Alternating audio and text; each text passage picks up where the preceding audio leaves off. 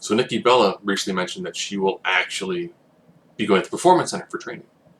That does not mean she'll be in NXT.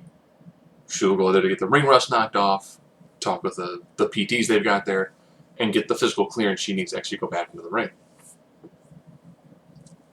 So, we might actually see her on one of the rosters. Ironically, I could almost picture her being more on SmackDown.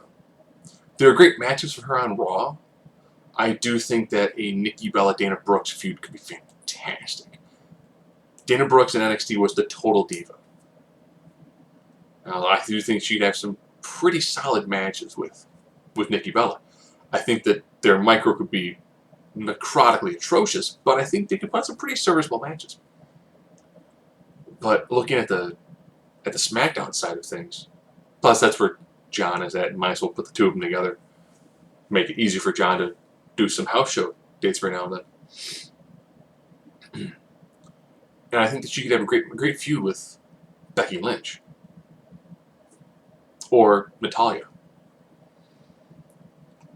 And they've got some other women on there too. I mean, Bliss.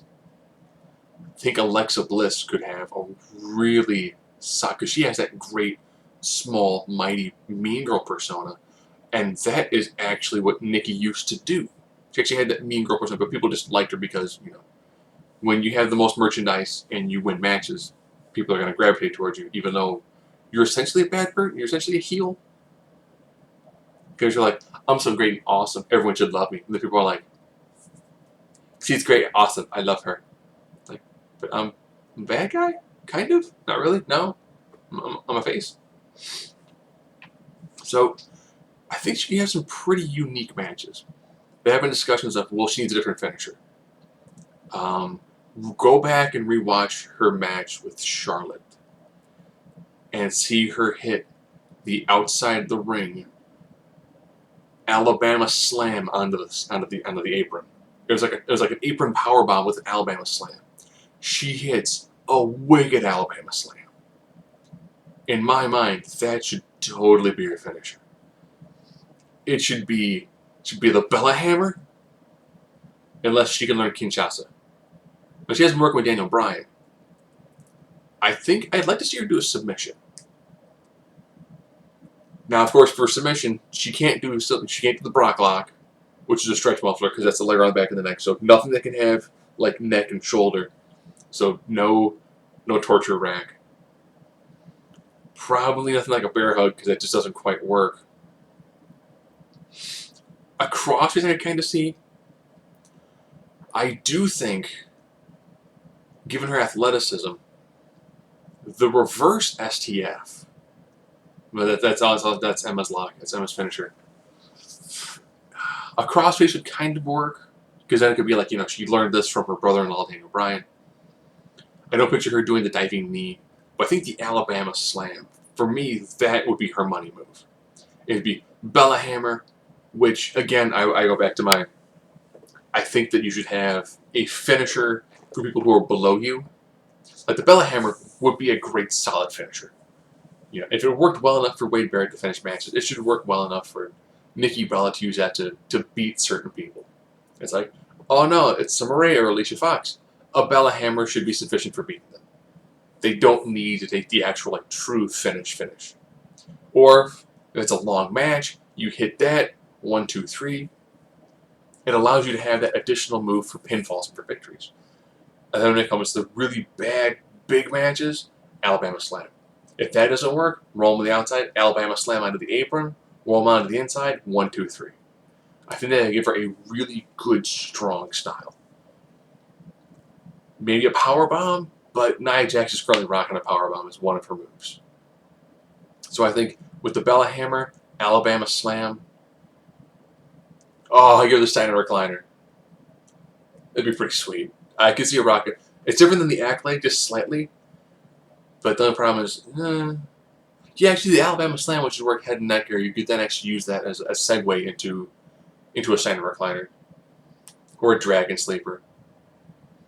And by Dragon Sleeper, I don't mean like the taking care of business style from Taker, where the guys are like, I'm talking the the guy is face down, and then you wrap your arm around and then wrench their whole body backwards.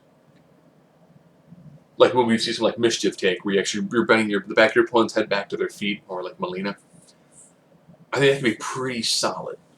But if Danielle teaches her a new move, I think she'll do pretty well. Have I given her crap in the past? Yes. I am not a tremendous fan of her in-ring work. I did warm up more to her towards the end. She's still not a very good promo.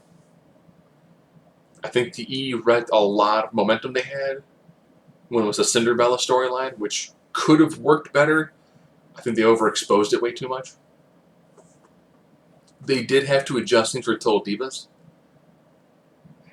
So she'll probably come back near on time of Total Bellas, which of course is John Cena, Nikki, Laurinaitis, the Bella matriarch, their brother Tito Bella, Brie, and Daniel Bryan living in the same house. So if she does come back, I wish her all the best. I do think that she should do a lighter schedule. I would put her on SmackDown. She's traveled with John Cena. That way, then they both have training partners. John can, keep an eye on her from a physical standpoint. Maybe John will hit a couple house shows here and there. Allows them to work a lighter schedule together. Allows them to get actually more mileage out of them. So, if she can come back, great. There are some unique matches. I don't think she should be on every house show and that she should be on every show. I think you want to try to keep her appearances slightly special. And you want to have her matches be a bit more meaningful. Sure, you can do the redemption storyline where it's like, well, I got some ring rust, and she could take on some.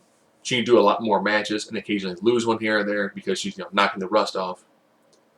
So they've got some good potential with her. The nice thing is with them having the two rosters is she won't get overexposed. I just hope they don't put her, one, in a title picture, and two, they don't shop her as a free agent.